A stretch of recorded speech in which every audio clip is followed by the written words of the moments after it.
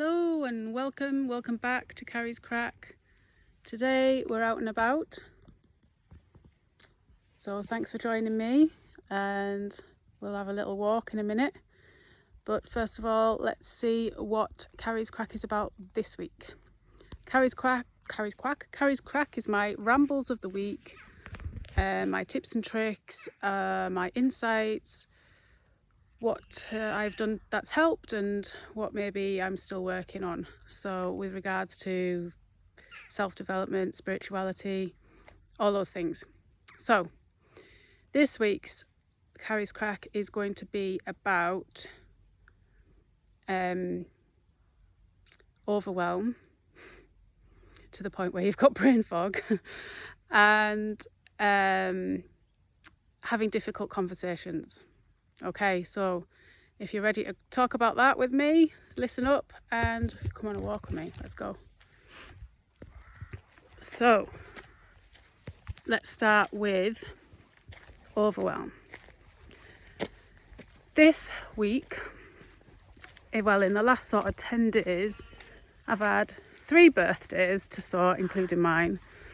And as a mum, parent in general, that can be quite a lot, right? It's a lot of organising. Hubby's birthday is the day before my littlest. So they're right next to each other.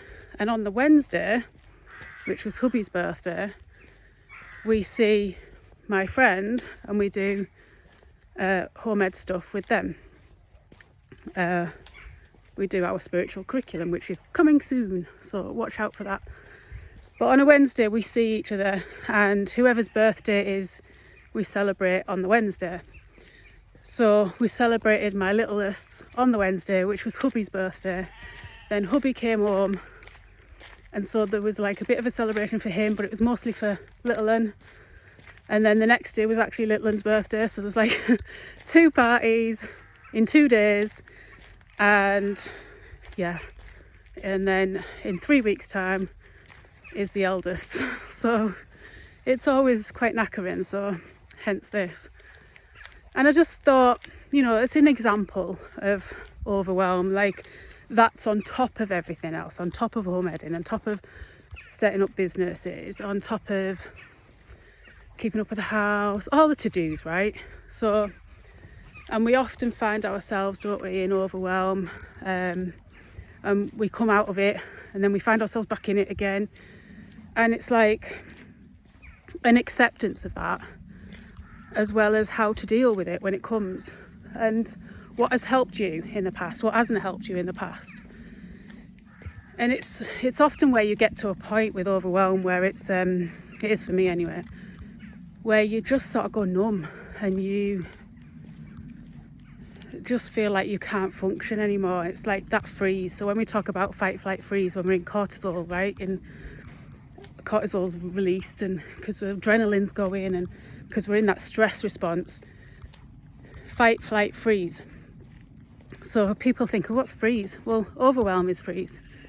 So fight, you're going to attack, you're going to be in cortisol, you're going to be adrenaline, flight, you're going to just shut down, disassociate from people and move on, right? So that's flight. Freeze is you literally don't have the capacity to do any of those things. You can't function, you can't argue, you can't fight, you can't run away. You literally freeze and you don't do anything at all. And I would say I get quite overwhelmed a lot because I do have a lot on.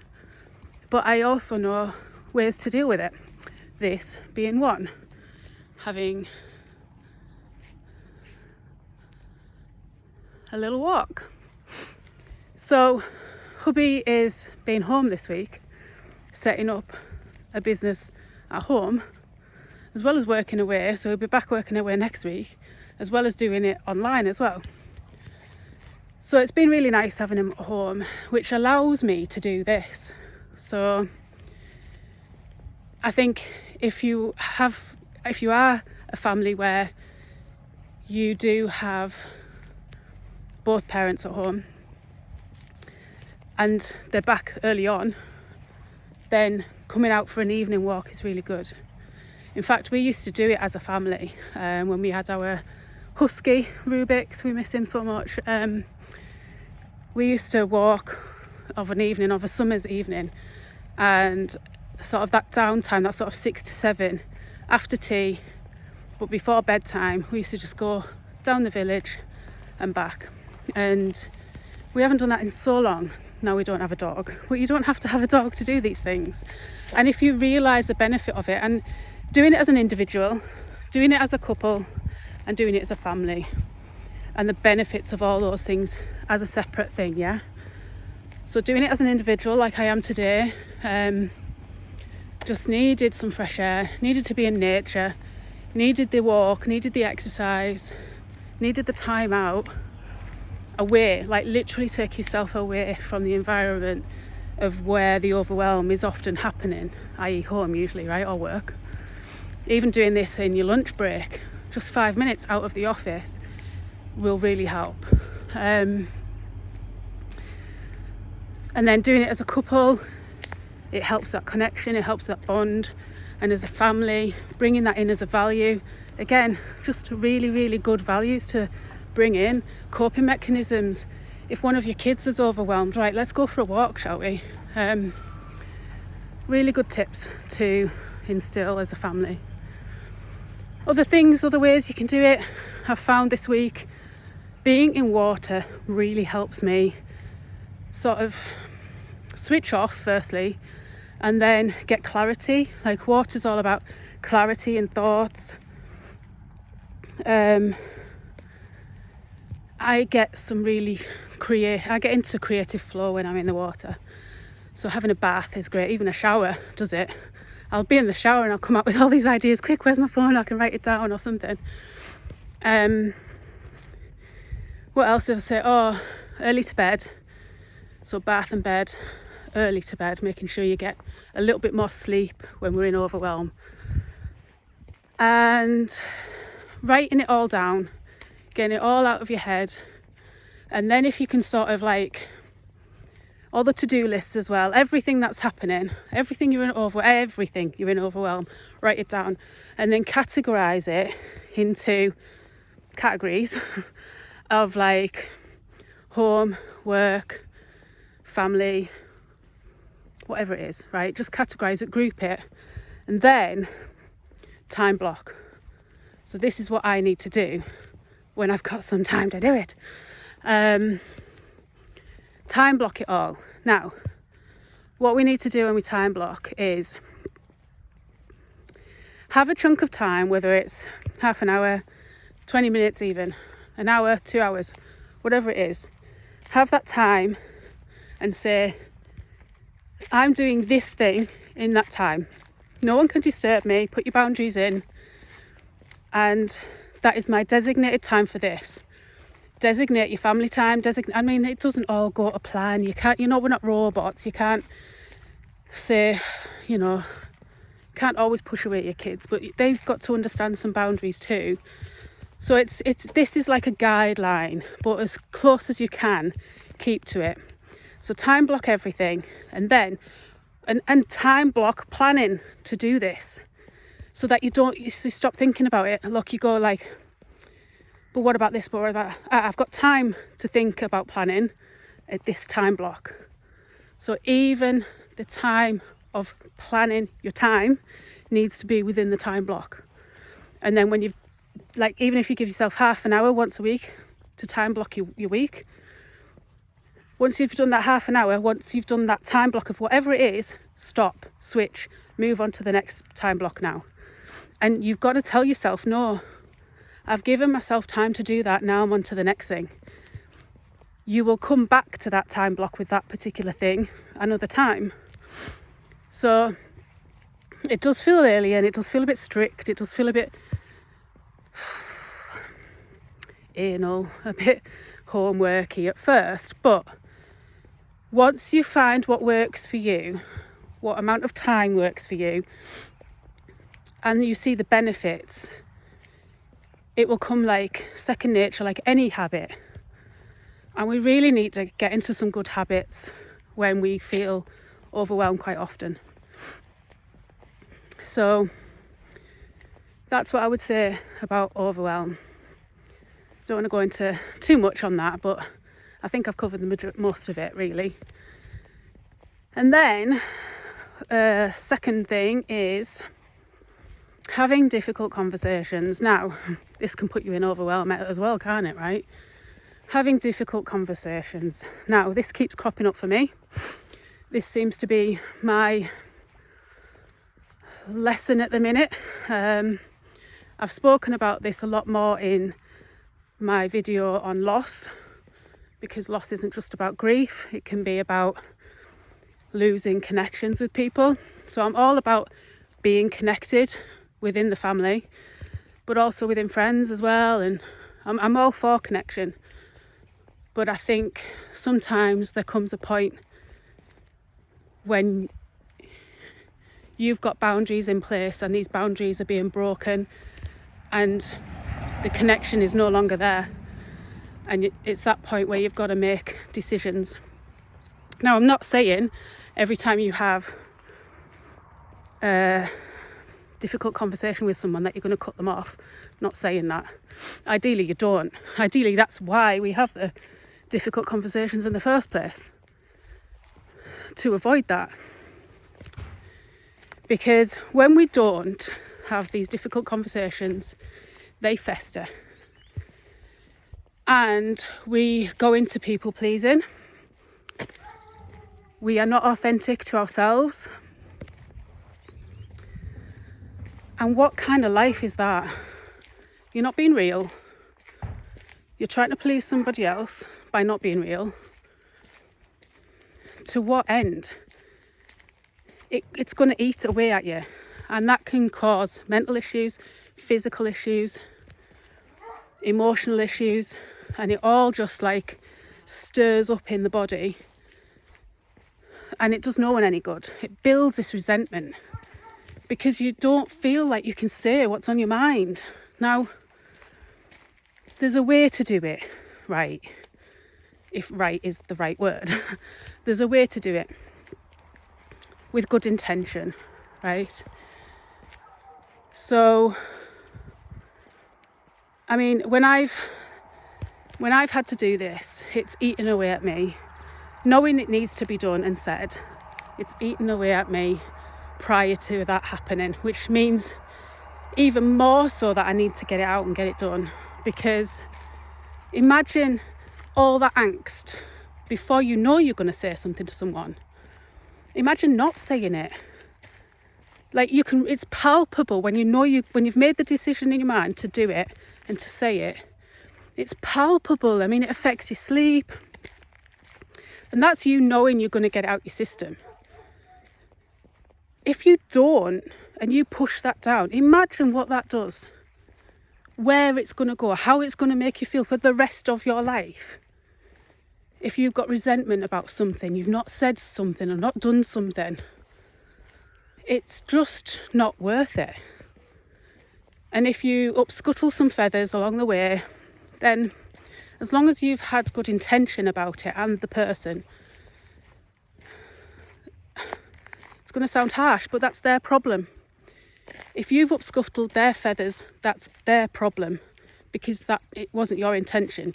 Your intention is to have the conversation, get out what it is you need to get out, so you can actually communicate better and connect better. Having these conversations hopefully helps the connection. It doesn't always work that way, and that's something you have to be prepared to deal with if it does mean you end up disconnecting. But at least you know where you stand with people, and people understand where they are with you as well.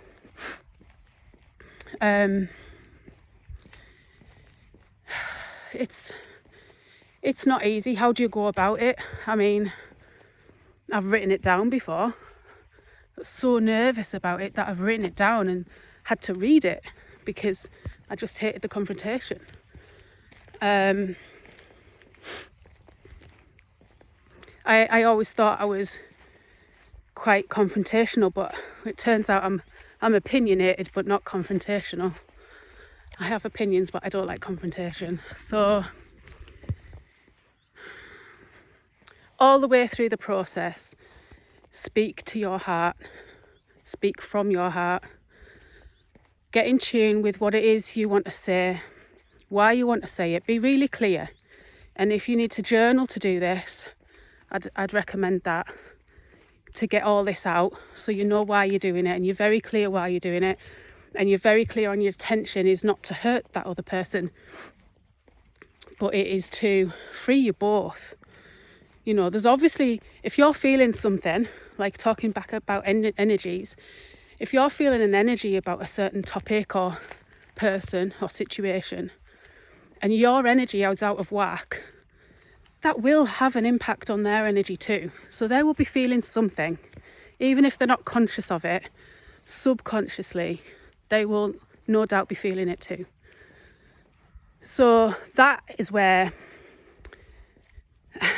how spiritual or in tune they are with themselves, that is where it's make or break, because they can either fight fire with fire. They see you as being fire, and so they come back with fire, and it's all that. And you kind of got to expect that too, you know. If that's the case, we know we don't fight fire with fire, okay? We keep calm, because they might just be hearing it for the first time and not realising at all how you felt. So you've got to expect that shock and that reaction, really. And then hopefully it calms down because you've calmed down, and that will bring them down. And then you can have a civil conversation. Or you could say, look, maybe now's not a good time. Can we revisit this at a next point? And you either carry on with the conversation or you revisit it. And you give each other space and to think and to answer. Don't talk over each other. Allow what unfolds, accept it all. And then I would say, without sounding formal again, like some sort of action plan has to come from it, mutually agreed. What steps are going to be taken so these boundaries aren't crossed again? Ask them, what are you willing to do to change this?